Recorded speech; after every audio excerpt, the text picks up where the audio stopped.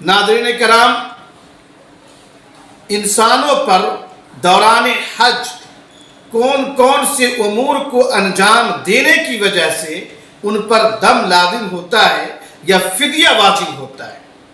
یہ بہت تفصیل طلب مسئلہ ہے۔ آئیے ہم اختصار کے ساتھ آپ کے سامنے چند موٹی باتوں کو آپ کے سامنے ہم پیش کرتے ہیں۔ محدثین اور فقہا کا اس بات پر اتفاق ہے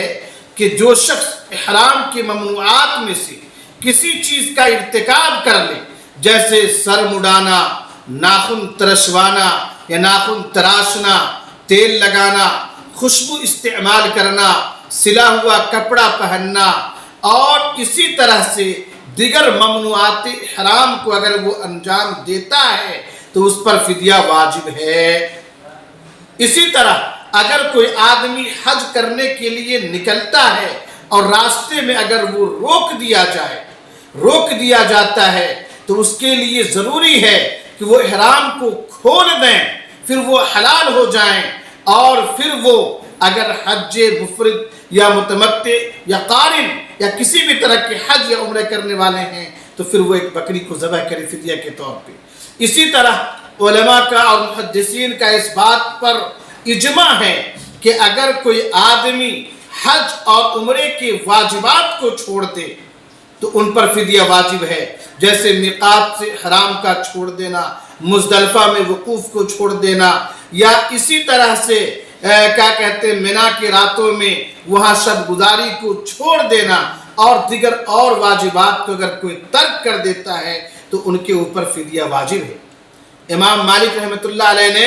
اپنی کتاب موطا کے اندر تفصیل سے ان چیزوں کو بیان کیا ہے، اور اس کے اندر ائمہ ثلاث اور ائمہ اربعہ کے اقوال کو بھی تفصیل سے نقل کیا گیا ہے۔ اگر کوئی آدمی حالت احرام میں ہے اور اگر ان کے سروں میں جوئی ہو جائے اور وہ بہت زیادہ تکلیف دہ ہو، پریشان کر رہا ہو، تو وہ آدمی اپنا سر کو اگر مڈا لیتا ہے تو ان کے اوپر بھی دم واجب ہے، اور ان کے لیے ہے کہ وہ وہاں اسی مقام پر 3 روزے رکھیں اور پھر گھر آنے کے بعد مکمل روزے رکھیں، 10 روزے ان کے اوپر ہوتا ہے، یا پھر وہ 6 مسکینوں کو کھانا کھلائے۔ معزز ناظرین، آپ اس تفصیلات کو دیکھیں، احادیث کی مشہور کتاب موطا امام مالک کو بھی دیکھیں، اور اسی طرح الموسوعہ کے اندر جلد نمبر 32 پر اس چیز کو تفصیل سے بیان کیا ہے، اور جلد نمبر 2 کے اندر بھی اس کو تفصیل سے بیان کیا ہے۔ اللہ رب العالمین سے دعا ہے کہ مولا کریم حج کے تمام ارکان، واجبات اور مستحبات و سنن پر عمل کرنے کی توفیق عنایت فرما۔